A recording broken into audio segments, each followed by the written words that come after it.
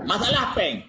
650M kon 800M yang fitnah yang paling kejamnya. 650M leh damai Aceh nyan peng nyan you bagi ke gam 25 juta dalam siro Kabupaten Gam. Ni dengar begot? 25 juta. Apabila orang tanya bijuk peng yang 25 juta ke siro gam hansip. Karena yang didaftar gam TNA gam bak PBB ataupun bak UNH bak nyan pukul bak CMI Krisis Manajemen Inisiatif lehari bedro. Pakan ke daftar lehari bedro sesuai dengan senjata yang takoh. Ni ada daftar gam letak hanapak dah caudin untuk takoh. Ya demi tak putruh visi dan misi masalah perdamaian, poin-poin perdamaian lehari bedro.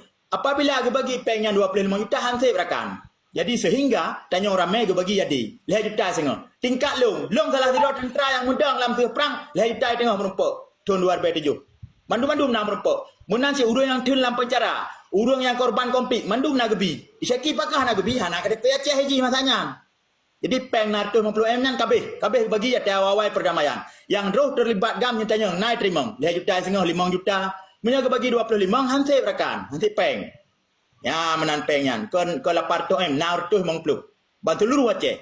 Ya ambat. Selain ibaknya disalurkan melalui program dinah-dinah. Ya, jadi fitnah-fitnah jamunnya jadi urun-urun kan tipu. Fitnah yang lebih kejam lah yang disampaikan oleh Syekhi melalui yang kontra intelijen diperintahkan oleh Syekhi. Mualim yang Poh Abdullah Syafi'i. Nyo yang cukup paling maram jadah datat.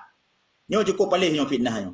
Nyo sebar lah. Fitnah kedua, Mualim Poh moto pukul simpati star di Medan. Ijak awak simpati star Bak Serambi ya konfirmasi yang bahwa Mualim hanya gedang foto sebagai untuk promosi mentang kon moto Mualim. Nya akan selesai. Jadi nyo fitnah awalnya jipu bedah lah karena Abang Wandi dengan Mualim kamu siapa? Tim Abang Wandi 50% kah saja Mualim. Yang lain mungkin yang tengah-tengah alang hai tim ikut Mualim, fikir apa lima lain. Jadi cekinya je hana ubah hana 4 deng. Hana 4 deng.